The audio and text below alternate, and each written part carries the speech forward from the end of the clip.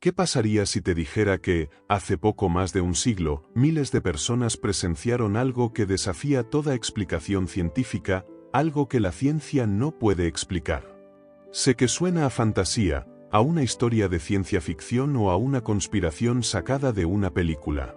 Tu mente racional, esa que te ha dicho siempre que todo tiene una lógica, un porqué, se estará resistiendo.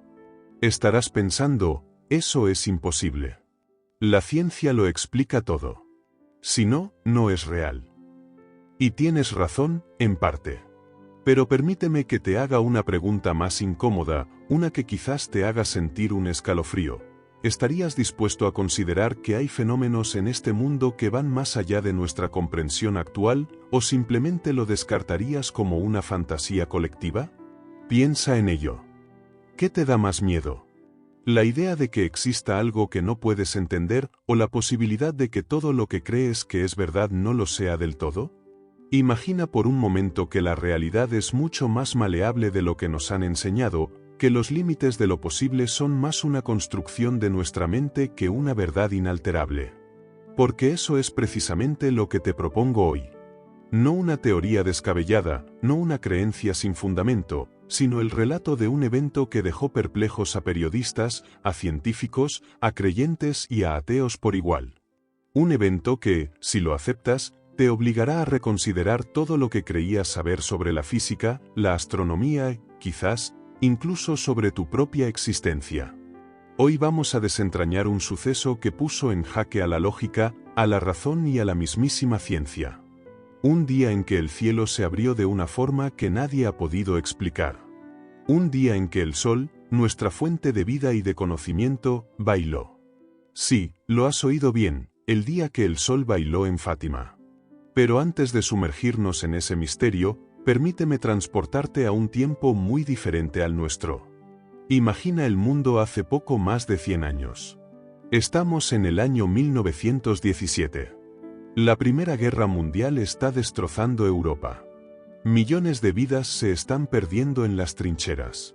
La gente vive con el miedo constante, con la incertidumbre de si sus seres queridos volverán a casa. La gripe española, una de las pandemias más devastadoras de la historia, está a punto de hacer su aparición, diezmando poblaciones enteras. La pobreza, la hambruna y la desesperación son la tónica general. En medio de todo este caos, en un pequeño y humilde pueblo de Portugal llamado Fátima, la vida transcurre de forma sencilla, casi ajena al horror que se cierne sobre el resto del continente. Las noticias llegan con cuentagotas. La gente trabaja la tierra, reza en sus pequeñas iglesias y se aferra a la fe como único consuelo. Es un mundo pre-internet, pre-televisión, donde la información se transmitía de boca en boca, donde los rumores se convertían en leyendas y las leyendas en la única verdad para muchos. Un mundo donde la línea entre lo real y lo sobrenatural era, para muchos, mucho más difusa. Y en este escenario tan particular, 3 niños, 3 pastores analfabetos, sin educación formal, con vidas dedicadas a cuidar ovejas en el campo, comienzan a hacer afirmaciones que harían temblar los cimientos de cualquier sociedad moderna. Lucía dos Santos, de 10 años, y sus primos, Francisco y Jacinta Marto, de 9 y 7 años respectivamente, son los protagonistas de esta historia que, si no fuera por los miles de testigos, parecería sacada de un cuento de hadas. Estos niños, criados en la más pura tradición católica, pero sin acceso a grandes bibliotecas ni a sofisticados debates teológicos, empezaron a decir que habían visto algo, o a alguien. Un ser de luz, una señora que les hablaba. Y no solo les hablaba, sino que les revelaba secretos, les pedía que rezasen, y les hacía una promesa increíble. En un lugar y una fecha concretos, un milagro ocurriría. Un milagro que todos podrían ver. Un milagro tan grande que confirmaría la veracidad de sus palabras, y de paso, cambiaría la historia para siempre. Ahora, piénsalo por un momento. Imagina por un momento que 3 niños, sin ninguna credibilidad aparente, empiezan a afirmar que han hablado con una figura celestial, profetizando eventos futuros y prometiendo un milagro sin precedentes. ¿Los creerías o los tacharías de mentirosos? ¿Los enviarías a un psiquiatra, ¿A un sacerdote para que les diera una lección de humildad o simplemente los ignorarías, pensando que es una fantasía infantil? La reacción inicial fue precisamente esa, una mezcla de escepticismo, burla, en algunos casos, furia. Sus propias familias no les creían.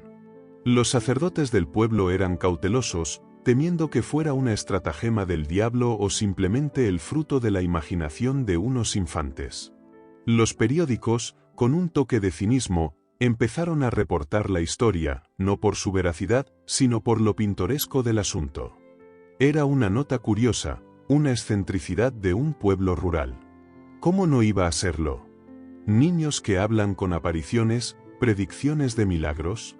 Es el tipo de relato que hoy viralizaría las redes sociales y desataría un debate encarnizado entre creyentes y escépticos, ¿verdad? Pero a pesar del escepticismo inicial de muchos, algo curioso comenzó a suceder. La historia, en lugar de desvanecerse como una simple anécdota, empezó a crecer. Pequeños grupos de curiosos empezaron a peregrinar al lugar donde los niños afirmaban ver a la señora. Al principio, eran decenas. Luego, cientos. Y con cada aparición mensual que los niños anunciaban y que, misteriosamente, se producía, la afluencia de gente aumentaba exponencialmente. La promesa de un milagro visible, de algo que pudiera ser experimentado por todos, era un anzuelo demasiado poderoso en un mundo desesperado. Era la esperanza de que, quizás, en medio de la brutalidad de la guerra y la incertidumbre de la vida, existiera algo más. Algo divino. Algo que pusiera fin a la miseria, al menos, le diera un sentido. Y así, con cada día que pasaba, con cada rumor que se extendía de boca en boca, la pequeña Fátima se convirtió en el epicentro de una expectativa que nadie podía detener. Una expectativa que culminaría en un día, un solo día, que desafiaría todo lo que creía saber sobre la realidad. Piensa en un mundo donde la esperanza es un lujo, no un derecho. Un mundo donde la vida se cotiza a la baja, y la muerte, en sus formas más brutales, se ha vuelto paisaje. Así era el año 1917. Te encuentras en medio de la Gran Guerra, la Primera Guerra Mundial, que está desgarrando el tejido mismo de Europa. Millones de hombres se desangran en trincheras inmundas, devorados por el barro, el gas mostaza y las balas. Cada familia, cada hogar, tiene una silla vacía, una fotografía en el manto que evoca la memoria de un hijo, un padre, un hermano que no volverá. La tierra misma parece estar de luto, con campos arados por la artillería en lugar de por los agricultores. Las noticias, filtradas y manipuladas por los gobiernos, son un goteo constante de desastre. La moral está por los suelos. La fe, para muchos, se tambalea. ¿Cómo creer en un Dios benevolente cuando el infierno se ha desatado sobre la tierra? La inestabilidad social es palpable, las monarquías caen, las revoluciones rugen y la incertidumbre es el único compañero fiable. Es un tiempo de cambio radical, de agonía y de un deseo desesperado por cualquier señal de luz.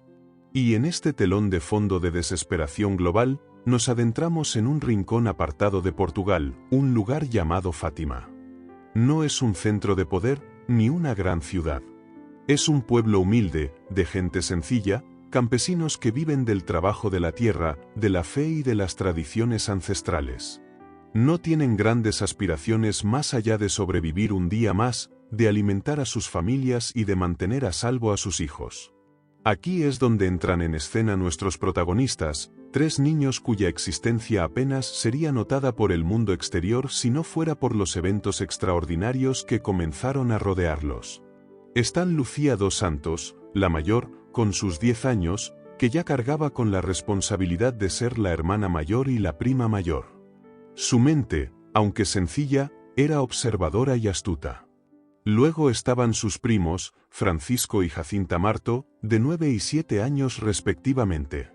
Francisco era el más contemplativo, el más silencioso, quizás el más cercano a lo místico. Jacinta, la más pequeña, era vivaz, un torbellino de energía y emociones, con una inocencia que la hacía especialmente transparente. Estos niños, ¿qué esperabas de ellos? ¿Grandes discursos? ¿Análisis filosóficos? No. Eran pequeños pastores. Su día a día consistía en llevar a las ovejas a pastar, jugar entre los arbustos, y, como muchos niños de su época, recitar el rosario, una práctica religiosa profundamente arraigada en la cultura portuguesa. No sabían leer ni escribir. Sus horizontes eran los del campo que los rodeaba, su conocimiento, el que les daban sus padres y la parroquia local. Eran, en esencia, la antítesis de cualquier figura que esperarías que protagonizara un evento de alcance mundial. Pero la vida, o quizás algo más allá de la vida, tenía otros planes para ellos. El 13 de mayo de ese fatídico año 1917, mientras cuidaban su rebaño en un lugar conocido como Covadairia, algo inexplicable ocurrió. No fue un trueno, ni una tormenta, ni un juego de luces del sol. Fue una visión. Un rayo de luz deslumbrante, y en medio de esa luz, una figura. Una señora. La descripción que dieron era de una belleza inefable, vestida de blanco, más resplandeciente que el sol, sobre una pequeña encina. ¿Cómo reaccionarías tú si 3 niños de tu familia, o vecinos, volvieran a casa con una historia así? Te dirían, con la seriedad que solo la inocencia más profunda puede ofrecer, que una señora del cielo les ha hablado. Que les ha pedido que recen, que hagan sacrificios por la paz del mundo, y que les ha prometido regresar el día 13 de cada mes, a la misma hora, durante los próximos 5 meses. Y que, en su última visita, en octubre, haría un milagro tan grande que todos creerían. Esta fue la primera de las que muchos llamarían las mentiras de Fátima. Imagina la escena.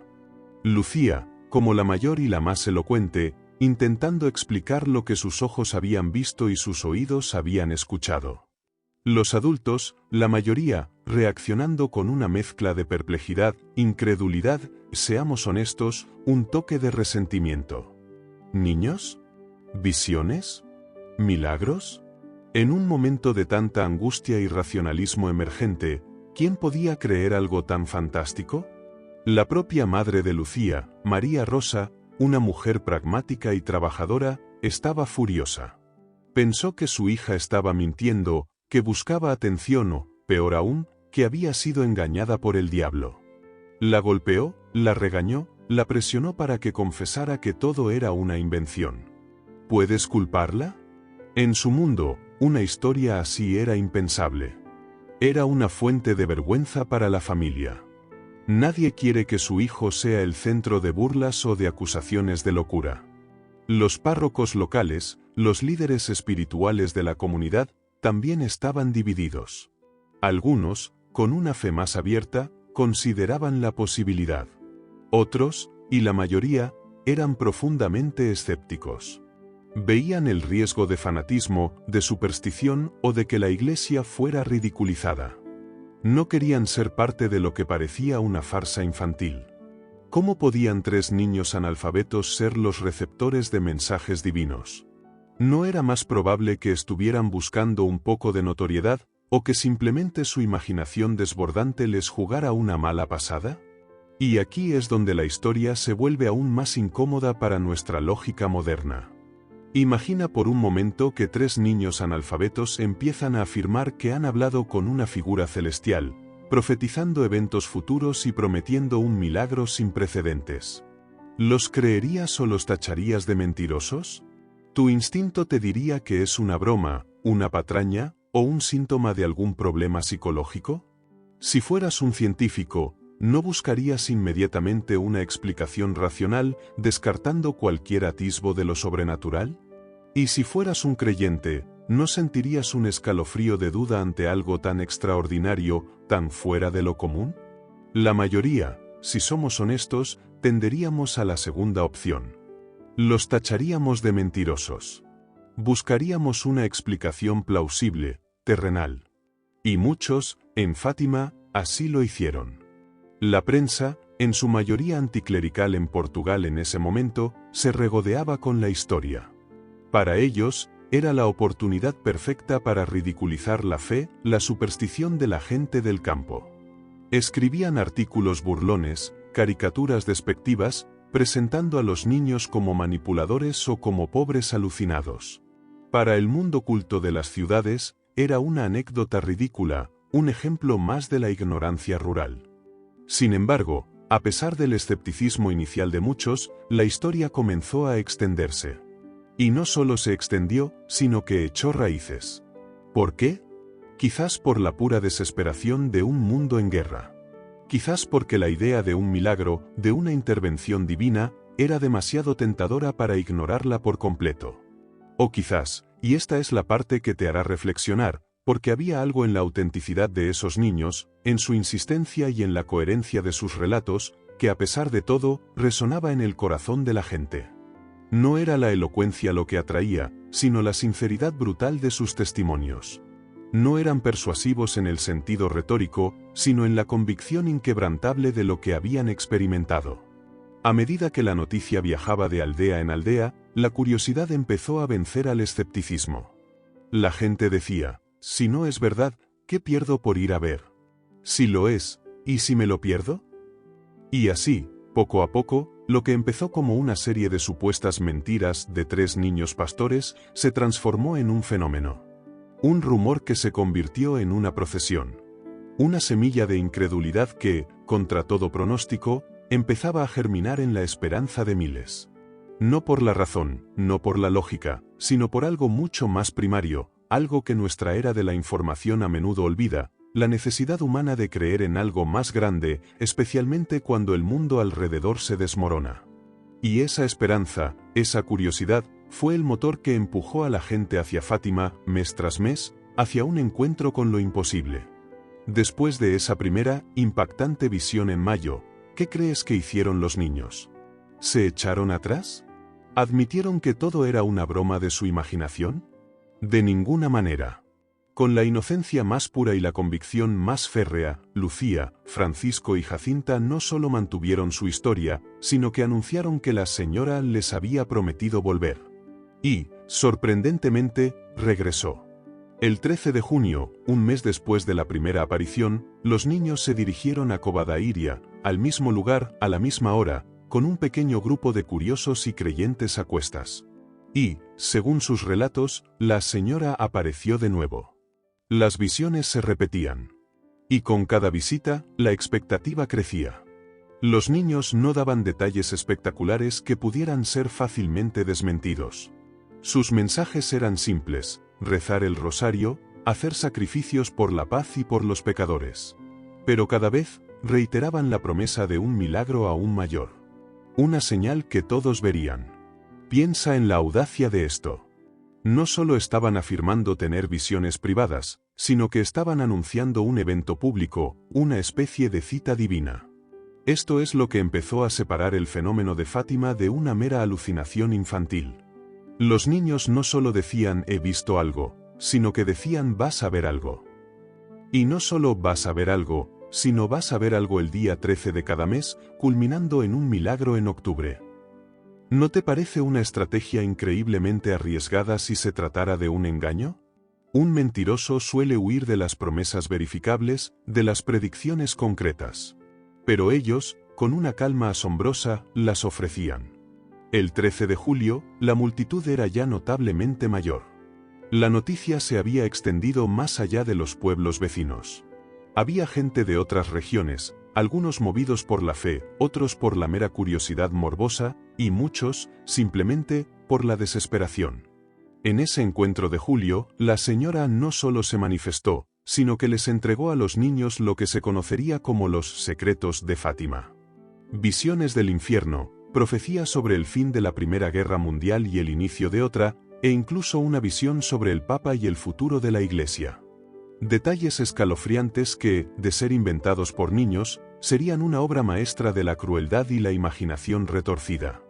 Pero la parte más crucial de este encuentro de julio fue la reafirmación de la promesa del gran milagro. La señora les dijo que, en octubre, en su última aparición, realizaría un milagro tan grande que todos creerán. No solo los que estaban allí, sino el mundo entero.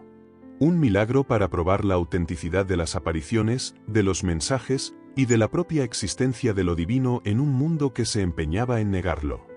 ¿Cómo crees que se recibió esto? Pues de todas las maneras posibles. Para los creyentes, era una validación de su fe, una señal de que Dios no los había abandonado en tiempos de guerra.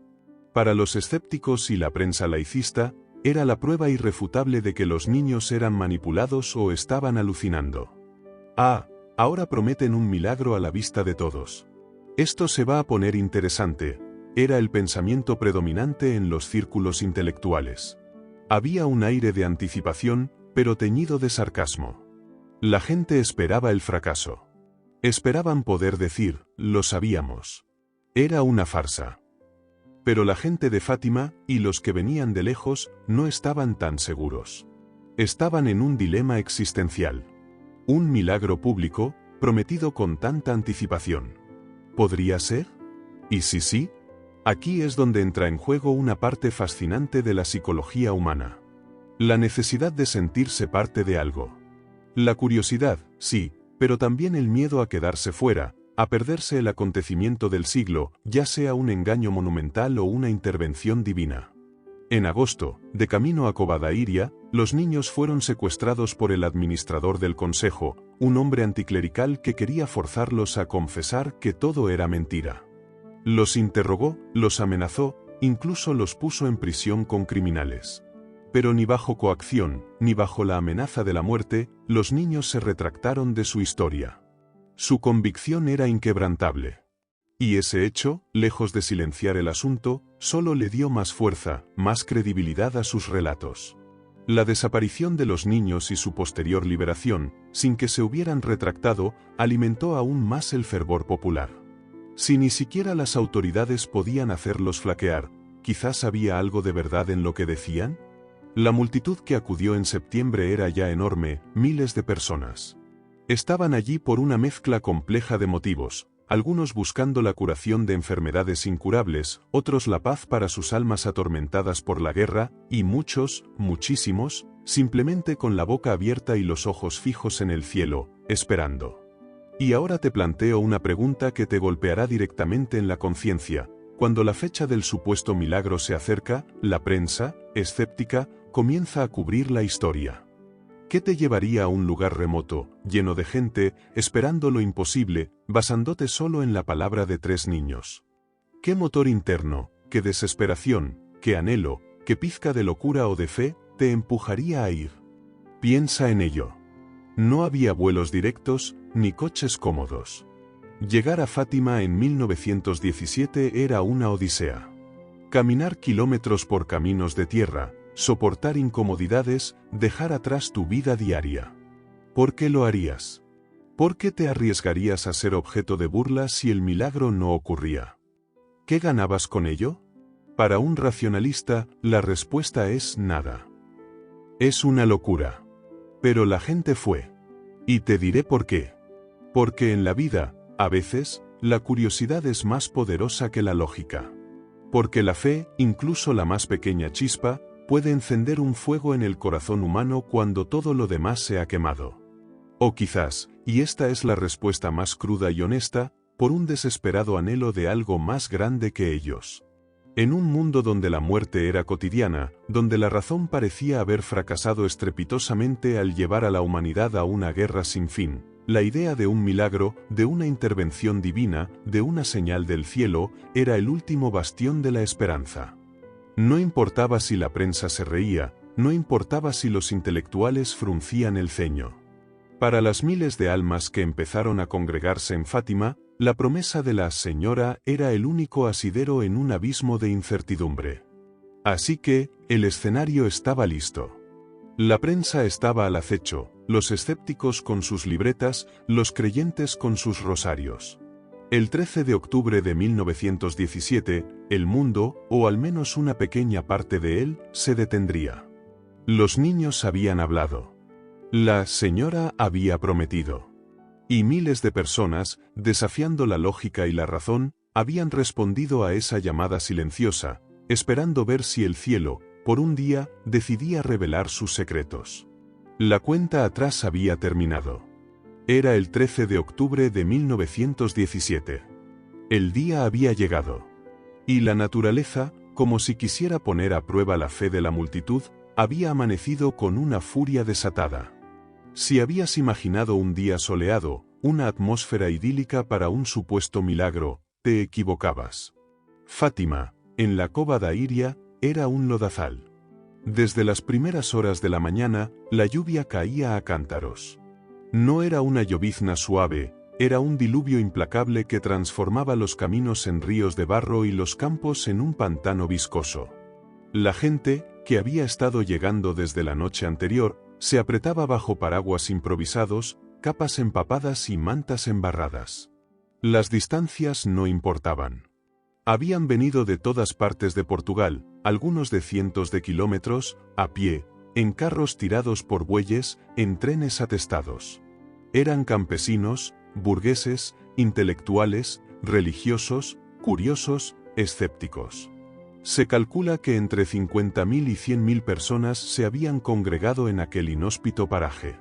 Imagina la escena, un mar de rostros, algunos iluminados por la fe inquebrantable, otros contraídos por el frío y la creciente impaciencia. El ruido era un murmullo constante de rezos, toses y el chapoteo incesante de los pies en el barro. El viento azotaba y la temperatura era gélida. La esperanza, que hasta entonces había sido un fuego que ardía en sus corazones, comenzaba a verse amenazada por la realidad cruda de un día miserable. Entre la multitud se encontraban los periodistas más prominentes de Portugal, muchos de ellos conocidos por su marcado laicismo y su escepticismo absoluto.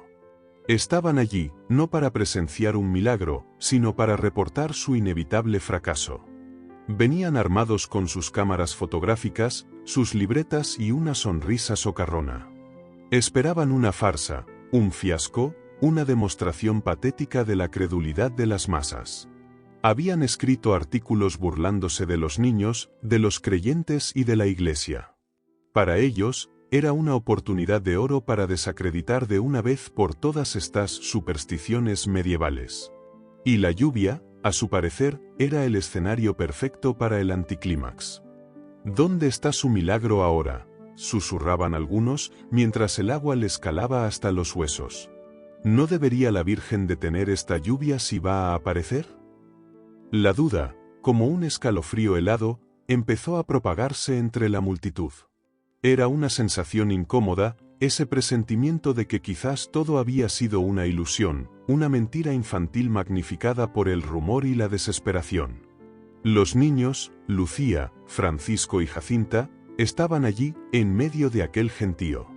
Empapados, temblorosos, pero con una serenidad que contrastaba brutalmente con el caos que los rodeaba. Habían anunciado que el milagro ocurriría a la hora del mediodía. La espera se hacía eterna. Cada minuto que pasaba, cada gota de lluvia que caía, era un peso añadido a la ya insoportable tensión. La atmósfera era una mezcla densa de fe, expectación, ansiedad y un escepticismo mordaz que crecía con cada ráfaga de viento. Había curas que trataban de mantener la calma, laicos que recitaban el rosario con una voz que se perdía en el estruendo de la tormenta. Pero también había burlas. Gritos aislados de incredulidad, risas nerviosas de aquellos que esperaban el momento exacto para decir «os lo dije». La gente se empujaba, resbalaba en el barro. Algunos empezaban a perder la paciencia, a preguntarse por qué habían llegado hasta allí, abandonando la comodidad de sus hogares por la promesa de 3 niños. Imagina estar empapado, congelado, después de horas de espera en un lodazal. La gente a tu alrededor, algunos burlándose, otros rezando con los ojos cerrados. ¿Cuánto tiempo más mantendrías la fe en lo que estás a punto de presenciar? Tu razón te gritaría que te has equivocado, que eres un ingenuo, que has caído en una trampa. ¿O persistirías, aferrándote a esa última brizna de esperanza, a pesar de que cada fibra de tu ser te dice que es una locura? Es fácil juzgar desde la distancia, desde la comodidad de tu sofá. Pero ponte en su lugar. Habían sacrificado tiempo, dinero, esfuerzo. Habían aguantado las críticas, las burlas, incluso la persecución. Y ahora, estaban allí, bajo el aguacero, esperando un sol que no aparecía, una señal que se negaba a manifestarse. La decepción era un fantasma que acechaba en la mente de muchos. Podías sentirla en el aire, fría y densa como la propia lluvia. Los minutos se arrastraban. Las 12 del mediodía se acercaban. Lucía, según los testimonios, les pidió a todos que cerraran sus paraguas para rezar. Era una acción simbólica, un acto de fe radical en medio de la adversidad.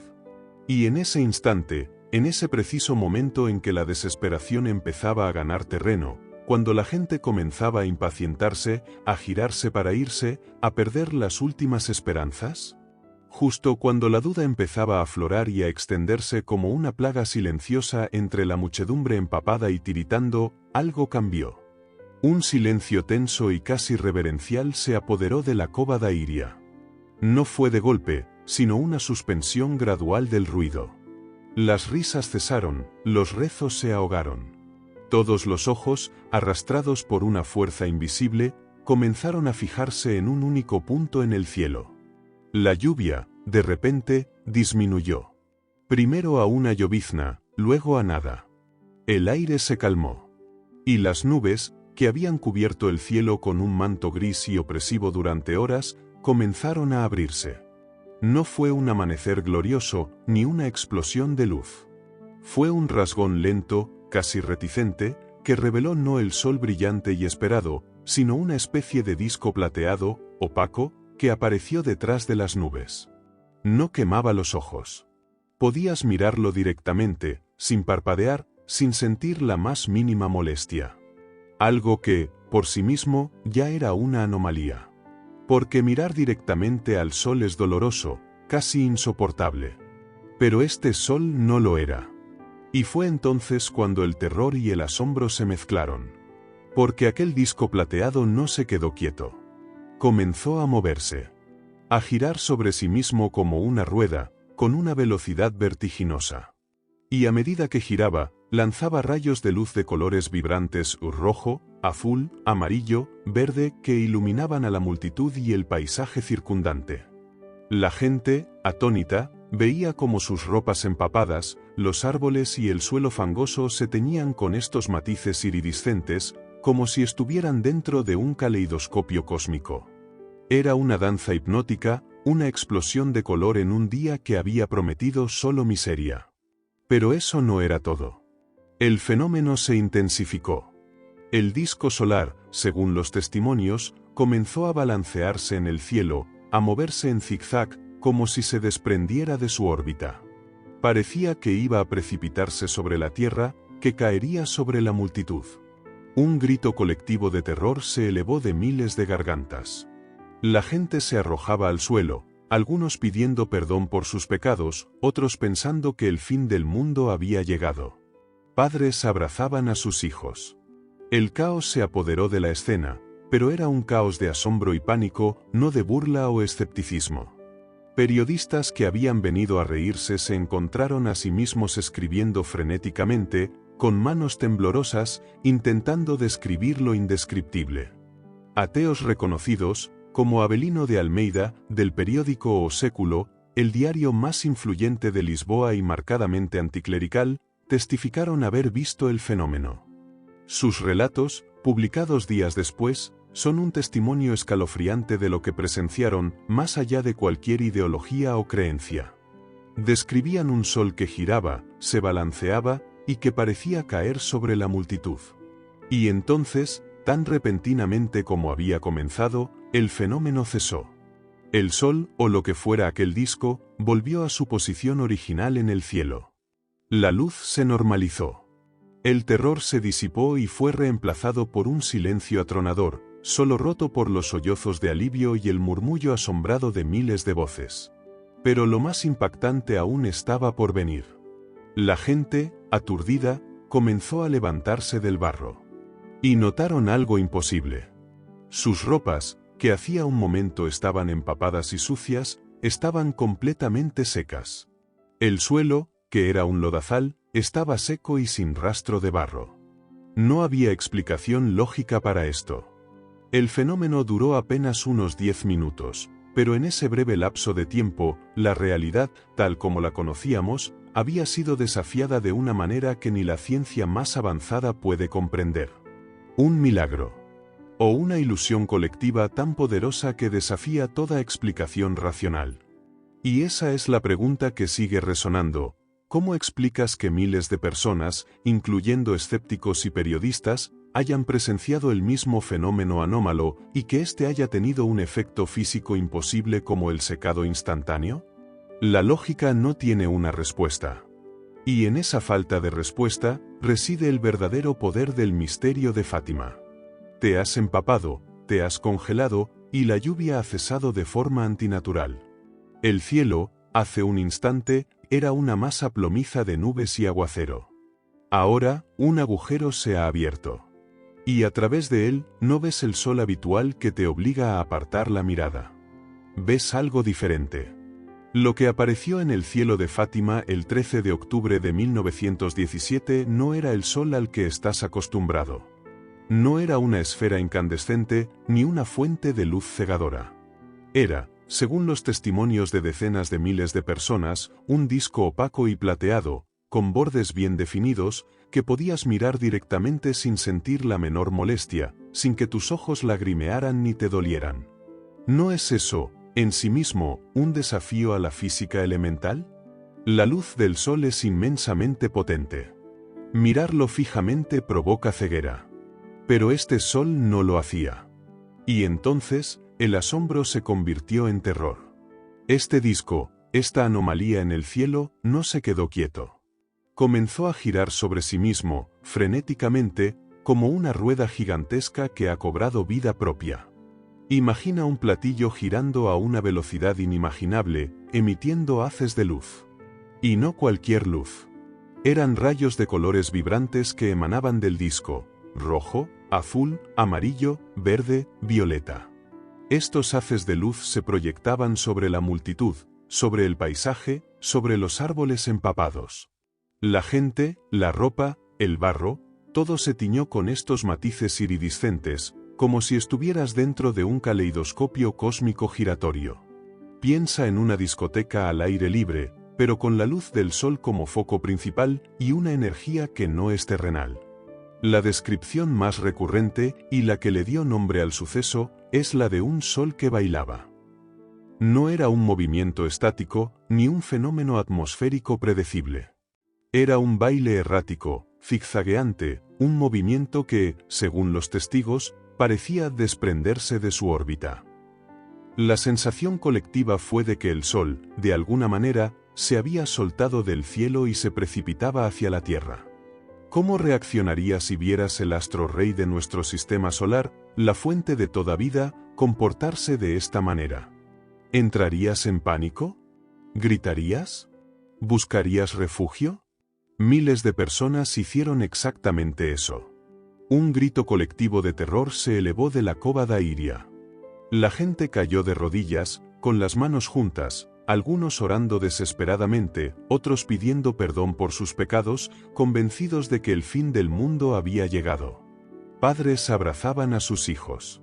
Era un momento de caos absoluto, no el caos de una estampida, sino el de una revelación aterradora. Pero el milagro, o la anomalía, no terminó ahí. Cuando el fenómeno cesó, cuando el sol volvió a su posición y a su brillo normal, y la multitud, aturdida, comenzó a incorporarse del suelo embarrado, se dieron cuenta de algo imposible. Habían estado bajo un diluvio torrencial durante horas. Sus ropas estaban empapadas, el suelo era un lodazal. Sin embargo, en el instante en que el sol bailó y se detuvo, sus ropas estaban completamente secas. No solo secas, sino limpias, como si nunca hubieran estado bajo la lluvia. Y el suelo, que segundos antes era barro líquido, estaba seco y firme. ¿Cómo explicas esto? ¿La histeria colectiva puede secar la ropa? ¿Una ilusión óptica puede evaporar el agua de miles de prendas y de kilómetros cuadrados de tierra en cuestión de minutos? La respuesta, si te aferras a la lógica pura, es no. Y aquí es donde el testimonio de los presentes se vuelve crucial. No estamos hablando de un puñado de fanáticos religiosos. Estamos hablando de una multitud heterogénea, que incluía a algunas de las mentes más escépticas de Portugal en ese momento. Considera el relato de Avelino de Almeida, el editor jefe del periódico O Século, el diario de mayor tirada en Lisboa, como te mencioné, marcadamente anticlerical. Este hombre no estaba allí para validar un milagro, sino para desmantelarlo. Su reportaje, publicado el 15 de octubre de 1917, no fue una burla, sino un testimonio asombrado. La lluvia cesó y un disco plateado, que se parecía mucho a la luna, pero que brillaba con una claridad nítida, apareció en las nubes. ¿El disco comenzó a girar vertiginosamente? El fenómeno del Sol no fue observado en esa región distante, pero fue visible a la vista de las personas. La luz del Sol es más bella que la luna. No quema. ¿Nos atrae con su luz? La gente gritaba y se arrojaba al suelo. Y continuaba, describiendo cómo el Sol bailó y se precipitó, cómo la gente gritó y se aferró unos a otros. El hecho de que un periodista así, con su reputación en juego y la línea editorial de su periódico, escribiera un relato tan directo y sin ambaje sobre el evento, es una pieza fundamental del rompecabezas. No podía explicarlo, pero lo había visto. No fue el único. El profesor Almeida Garrett, de la Facultad de Ciencias de Coimbra, también estuvo presente. Un hombre de ciencia, un observador entrenado, no un creyente ciego. Describió el Sol como un disco opaco y brillante, y cómo comenzó a girar furiosamente. Añadió que parecía separarse del cielo y caer sobre la tierra, en un movimiento vertiginoso. Su testimonio, proveniente de un académico, añade otra capa de peso a la experiencia colectiva. Incluso los niños de las escuelas cercanas, a varios kilómetros de Fátima, reportaron haber visto el Sol realizar movimientos inusuales. Estos testigos no estaban en la cova da Iria, no estaban inmersos en la histeria colectiva de la multitud. Simplemente observaban el cielo como parte de su rutina diaria. Sus testimonios, aunque más generales, refuerzan la idea de que el fenómeno no fue una ilusión localizada. Entonces, volvemos a la pregunta que te roerá la mente. ¿Cómo explicarías, desde una perspectiva puramente racional, que miles de personas, incluyendo periodistas ateos y científicos, describieran el mismo fenómeno inaudito, con el Sol moviéndose de forma anómala en el cielo? Y que este evento tuviera un efecto físico tan inexplicable como el secado instantáneo de la ropa y el suelo? Tu mente lógica te dirá, debe haber una explicación. Una ilusión óptica masiva. Una alucinación. Un fenómeno atmosférico raro. Un truco de luces y sombras. Pero piensa en las implicaciones de esas explicaciones. ¿Es posible una ilusión óptica tan compleja y prolongada que afecte a decenas de miles de personas de forma idéntica, independientemente de su posición geográfica o de su estado mental?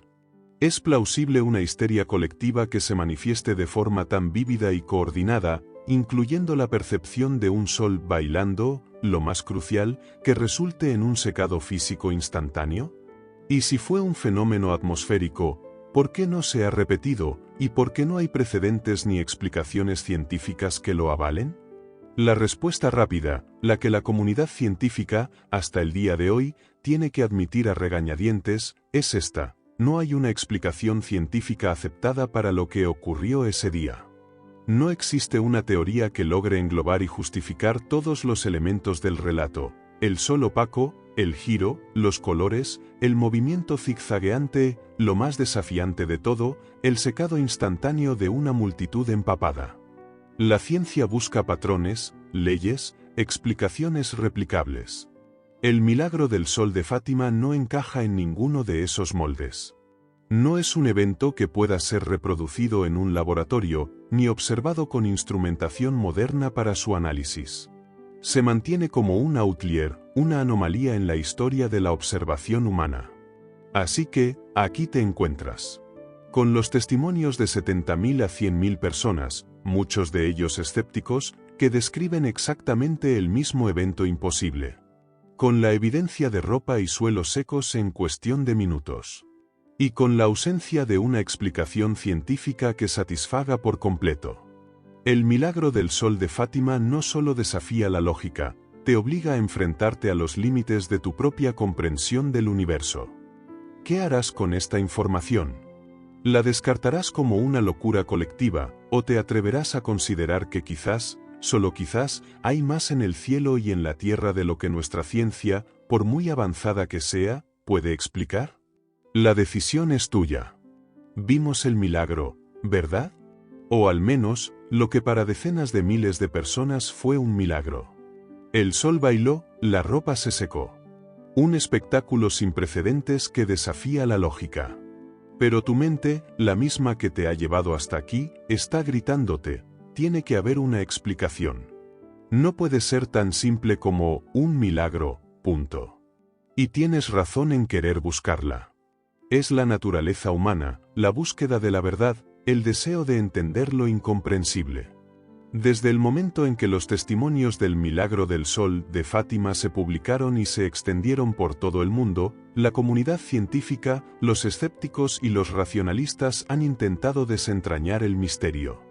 Han propuesto diversas teorías para desacreditarlo, para encajarlo en un marco de lo conocido, para explicarlo sin recurrir a lo sobrenatural. Y es justo que las examinemos, que las enfrentemos a la evidencia. La primera y más popular de estas teorías es la de la ilusión óptica o fenómeno atmosférico. Los defensores de esta idea sugieren que lo que se vio fue un efecto óptico raro. Podría ser un parhelio, una especie de sol falso causado por la refracción de la luz a través de cristales de hielo en la atmósfera. O quizás un reflejo inusual, un fenómeno de refracción de nubes. También se ha hablado de una lente solar en el ojo, un efecto que puede hacer que el sol parezca moverse o cambiar de forma si se mira directamente. Parece plausible, ¿verdad? El sol es, al fin y al cabo, un objeto de fenómenos atmosféricos complejos. Pero aquí es donde la explicación empieza a cojear. Un parhelio es un fenómeno estático, no un sol que baila, gira y se precipita hacia la Tierra. Además, no produce los efectos de color iridiscente que se describieron, ni mucho menos el secado instantáneo. Y una lente solar, o cualquier efecto óptico en el ojo, es una experiencia individual. ¿Cómo explicas que 70.000 personas, en un área extensa, con diferentes ángulos de visión, con distintas capacidades oculares, describieran exactamente el mismo fenómeno con tanta precisión y coherencia? ¿Cómo es que un periodista ateo vio lo mismo que una campesina devota? La probabilidad de una ilusión óptica masiva y coordinada de esta magnitud es, para muchos, tan inverosímil como el propio milagro. La diversidad y el número de los testigos, incluyendo personas de diferentes creencias y puntos de vista, dificultan la aceptación de una simple ilusión visual. Otra teoría que ha ganado tracción es la de la histeria colectiva o sugestión masiva. Esta idea postula que, dado el clima de guerra, la promesa de un milagro y la presencia de los niños que actuaban como focos de atención, la multitud se vio envuelta en una especie de trance colectivo. Que la fe, la esperanza y el miedo se combinaron para crear una alucinación compartida. Que la gente vio lo que quería o esperaba ver, o lo que se les había sugerido que verían. Esta explicación tiene un cierto atractivo psicológico. Las masas, en efecto, pueden ser sugestionables. La euforia o el pánico pueden llevar a percepciones distorsionadas. Pero, de nuevo, la histeria colectiva tiene sus límites. ¿Puede una alucinación psicológica colectiva secar la ropa de miles de personas al instante? ¿Puede hacer que el suelo, que segundos antes era un lodazal, se vuelva seco y firme? La histeria colectiva no tiene el poder de alterar la realidad física. Es una experiencia mental, no material. Además, la diversidad de los testigos contradice la idea de una histeria homogénea. Había escépticos, ateos, curiosos, periodistas que no creían en absoluto en el milagro. No estaban predispuestos a ver nada, sino más bien a no ver nada, a desenmascarar el fraude. ¿Cómo explica la histeria colectiva que estos individuos, con una mentalidad tan opuesta, también describieran el mismo fenómeno inaudito? ¿Podemos realmente creer que Avelino de Almeida, el periodista de O Século, con su marcado anticlericalismo, cayó presa de una sugestión colectiva que lo llevó a describir con asombro un sol que bailaba y se precipitaba, cuando su interés era precisamente el de desmentirlo? Su propio testimonio, publicado en un periódico laicista, es una refutación contundente de la histeria colectiva como única explicación. Una tercera teoría, más rebuscada, sugiere que pudo haber sido un fenómeno atmosférico no identificado o incluso un ovni. Esta última es una interpretación moderna, claro, pero la idea subyacente es la de algo natural pero extremadamente raro. Sin embargo, ¿qué tipo de fenómeno atmosférico o nave espacial sería capaz de simular un sol que baila de esa manera, proyectando colores, y luego, lo más crucial, secando la ropa de la gente al instante? No hay registros de ningún fenómeno meteorológico conocido que tenga tales efectos. Ni siquiera la tecnología de hoy, con toda nuestra capacidad, podría replicar ese secado instantáneo de una manera tan masiva y simultánea. La verdad es que cada una de estas teorías, por sí sola, falla en explicar la totalidad de los eventos. Pueden intentar abordar un aspecto del fenómeno, quizás el visual, pero dejan sin respuesta los otros detalles cruciales. ¿Cómo eluden el secado instantáneo? ¿Cómo obvian la coherencia de los testimonios de personas tan dispares?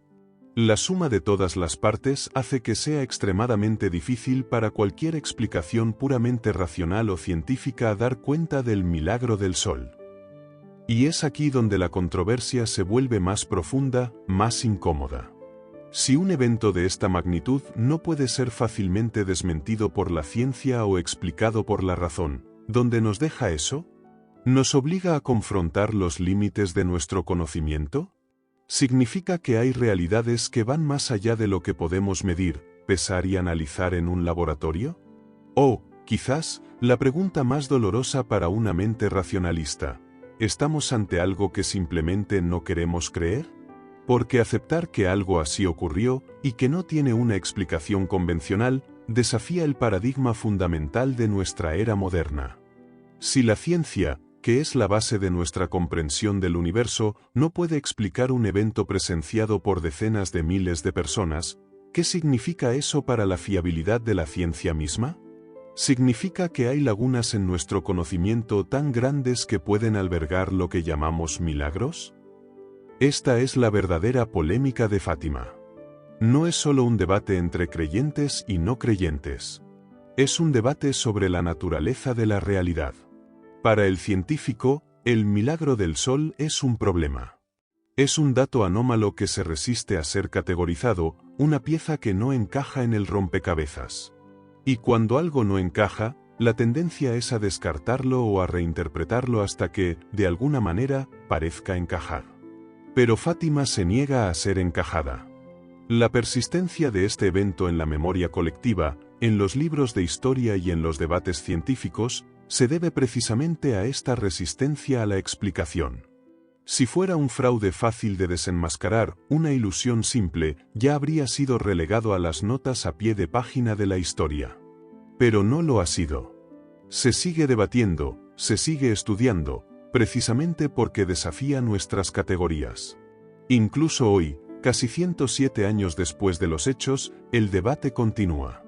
No hay una explicación científica aceptada que pueda dar cuenta de todos los aspectos del milagro del sol de Fátima.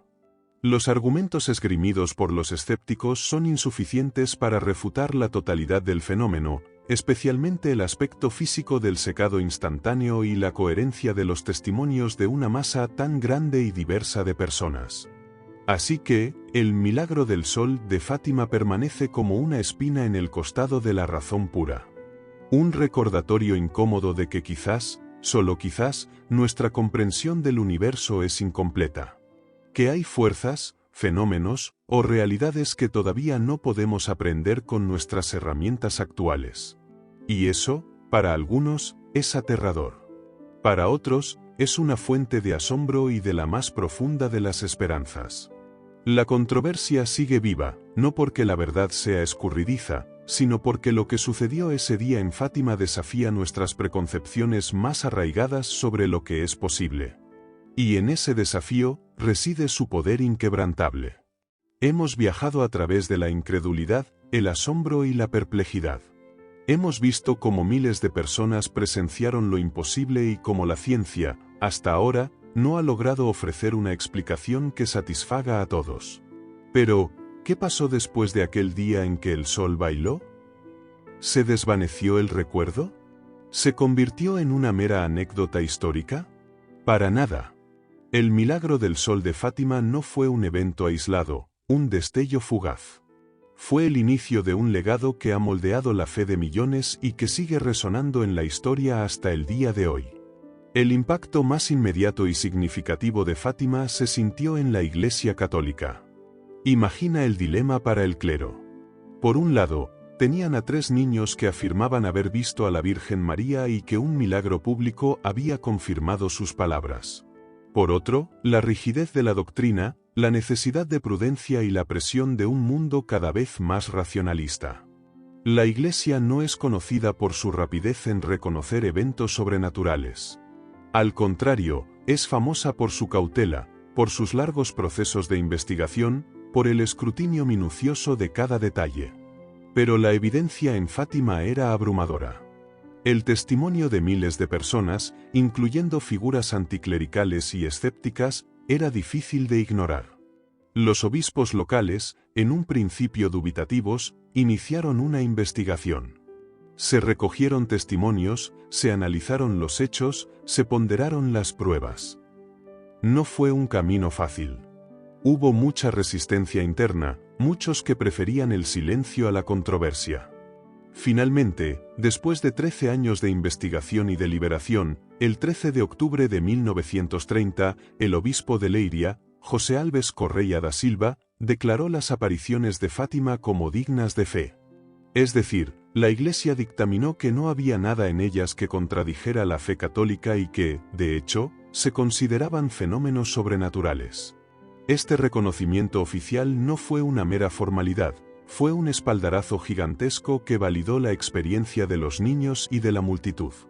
De repente, lo que antes era un rumor de pastores se convirtió en un evento sancionado por una de las instituciones más antiguas y poderosas del mundo. Este reconocimiento tuvo un impacto masivo en la devoción mariana en todo el mundo. Fátima se convirtió en uno de los santuarios marianos más importantes, junto a Lourdes y Guadalupe. Millones de peregrinos han visitado la Cova da Iria desde entonces, buscando consuelo, milagros personales, o simplemente un lugar para conectar con lo divino. La imagen de Nuestra Señora de Fátima se extendió por todos los continentes, convirtiéndose en un símbolo de esperanza y de intercesión en tiempos de tribulación. ¿Te das cuenta de la magnitud de esto? Un evento que empezó con la incredulidad y la burla, terminó por convertirse en un pilar central de la fe para incontables personas. Pero el legado de Fátima va mucho más allá de la devoción. Los niños Lucía, Francisco y Jacinta no solo vieron a la Señora, también recibieron secretos o profecías. Te mencioné brevemente los primeros 2 secretos, una visión del infierno y la predicción del fin de la Primera Guerra Mundial y el inicio de otra aún más devastadora, la Segunda Guerra Mundial, bajo el pontificado del Papa Pío XI. Estos 2 primeros secretos fueron revelados al público en el año 1941. Sin embargo, existía un tercer secreto. Este fue guardado celosamente por la hermana Lucía, la única de los 3 videntes que vivió hasta una edad avanzada. Francisco y Jacinta murieron jóvenes debido a la gripe española, tal como la Señora les había predicho, añadiendo otra capa de misterio a la historia. El tercer secreto se convirtió en un objeto de intensa especulación y controversia durante décadas. Se sabía que Lucía lo había escrito y que había sido entregado al Vaticano en el año 1957, con la instrucción de que no se revelara antes de 1960, si el Papa así lo deseaba, más tarde. La negativa del Vaticano a revelar el tercer secreto durante tanto tiempo alimentó todo tipo de teorías conspirativas. ¿Qué contenía que fuera tan explosivo? Había una profecía sobre el fin del mundo, sobre un colapso de la Iglesia, sobre un tercer conflicto mundial. La espera, el misterio, la especulación, todo ello solo hizo que Fátima y sus secretos se incrustaran aún más en la conciencia popular, no solo entre los creyentes, sino también entre los no creyentes y los teóricos de la conspiración. Finalmente, el tercer secreto fue revelado en el año 2000. Consistía en una visión apocalíptica: un obispo vestido de blanco, identificado como el Papa Juan Pablo II, caminando entre ruinas y cadáveres, siendo asesinado por soldados. El Vaticano interpretó este secreto como una visión simbólica de los sufrimientos de la Iglesia en el siglo XX, especialmente el atentado contra Juan Pablo II en 1981. Esta revelación, sin embargo, no puso fin a la controversia. Al contrario, muchos argumentaron que la explicación del Vaticano era incompleta o que no revelaba la totalidad del secreto. Se especuló que había más, que la Iglesia estaba ocultando una parte aún más oscura o inconveniente. Las teorías de la conspiración se multiplicaron, y el enigma de Fátima, lejos de resolverse, adquirió nuevas dimensiones. ¿Crees que la Iglesia revelaría algo que pudiera socavar su propia autoridad o causar pánico masivo? ¿O crees que la transparencia es absoluta cuando se trata de profecías? Aquí, de nuevo, la fe y la razón chocan. Entonces, ¿por qué este evento, ocurrido hace más de un siglo, sigue siendo tan relevante hoy? En nuestra era de la información, de la ciencia y la tecnología, ¿por qué un suceso que desafía la lógica y la razón sigue capturando la imaginación de tantas personas? Una de las razones es precisamente esa: su resistencia a la explicación racional. En un mundo que busca la explicación para todo, Fátima permanece como un recordatorio incómodo de que hay misterios que persisten. Es una prueba de que, a pesar de nuestros avances, no lo sabemos todo. Y eso, para muchos, es liberador. Para otros, es profundamente inquietante. Además, Fátima es un símbolo de esperanza en tiempos de crisis. Las profecías de guerra y la urgencia de la oración resonaron en el siglo XX y continúan resonando hoy, en un mundo que aún enfrenta conflictos y desafíos monumentales. La idea de que lo divino puede intervenir en la historia humana, que hay un plan más allá de nuestro control, es un consuelo para millones. Y aquí viene la pregunta que te lanza un guante: incluso si eres un escéptico empedernido, ¿no es fascinante cómo un evento como este, que desafía la lógica, ha moldeado la fe de millones y ha persistido en la memoria colectiva durante más de un siglo, sin una explicación definitiva? ¿No hay algo cautivador en una historia tan increíble que no puede ser simplemente desechada como una patraña? No te estoy pidiendo que creas, pero te pido que reconozcas el poder de esta historia. Si Fátima fuera un simple engaño, habría sido olvidado hace mucho tiempo.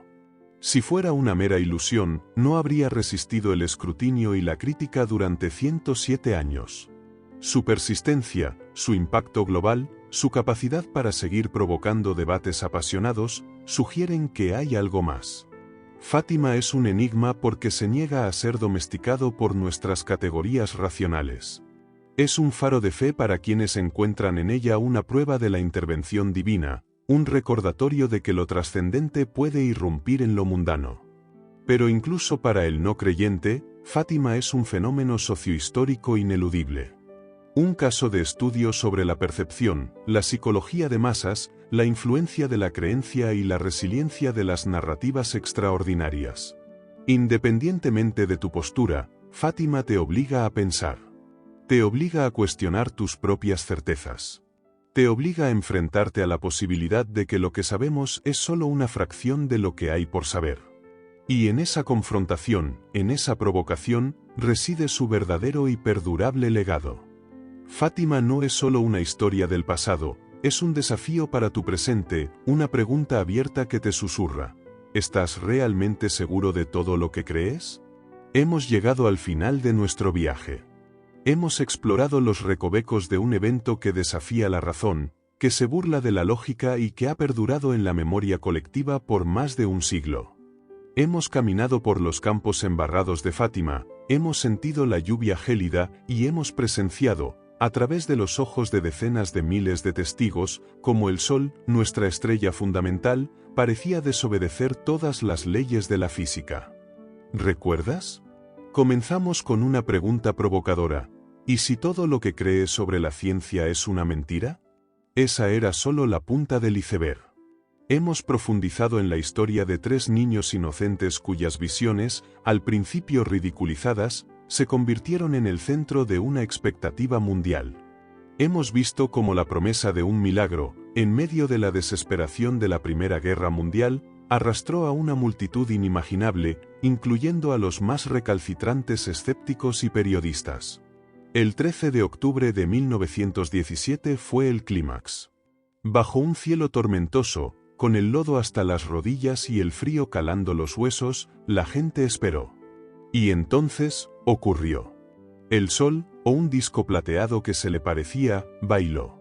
Giró frenéticamente, proyectó haces de colores vibrantes sobre la multitud y pareció precipitarse hacia la tierra, provocando un terror generalizado. Y lo más incomprensible, lo que ninguna ilusión óptica o histeria colectiva puede explicar, la ropa de miles de personas, empapada segundos antes, se secó instantáneamente y el suelo fangoso se volvió firme y seco. Hemos analizado las teorías propuestas por los escépticos, ilusiones ópticas, fenómenos atmosféricos, histeria colectiva. Y hemos visto cómo cada una de ellas, por sí sola o incluso combinadas, no logra explicar la totalidad del fenómeno. No explican el secado instantáneo. No explican la consistencia de los testimonios de personas tan dispares, con diferentes niveles de educación, creencias y predisposiciones.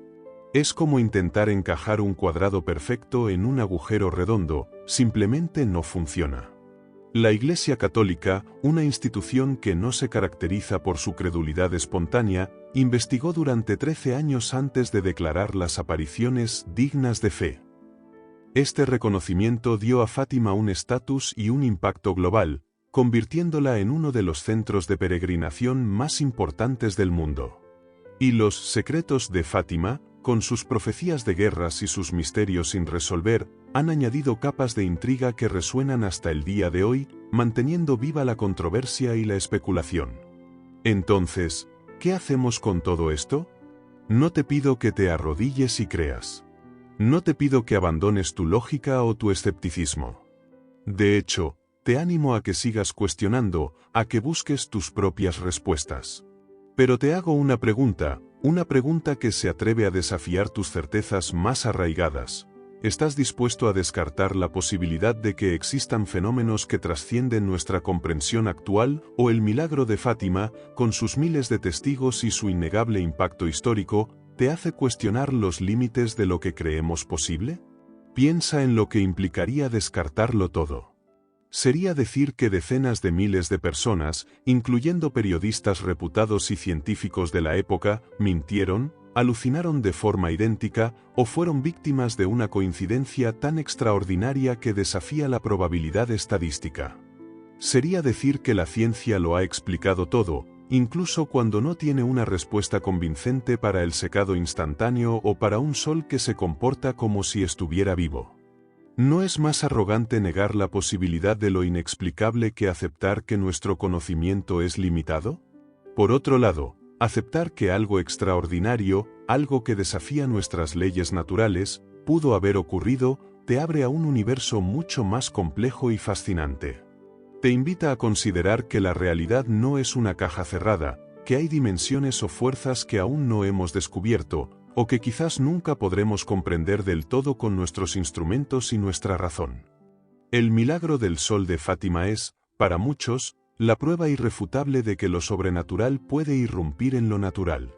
Es un faro de fe para los creyentes, una confirmación de la intervención divina en los asuntos humanos. Para ellos, es una historia de esperanza, un recordatorio de que, incluso en los momentos más oscuros de la historia, hay un poder superior que puede manifestarse de formas asombrosas. Pero incluso si te mantienes en el terreno del escepticismo, Fátima sigue siendo una historia poderosa.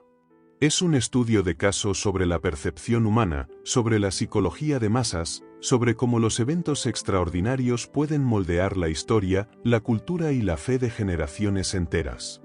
Es un fenómeno que te obliga a reflexionar sobre los límites de tu propia comprensión del mundo y sobre la fascinación humana por lo inexplicable.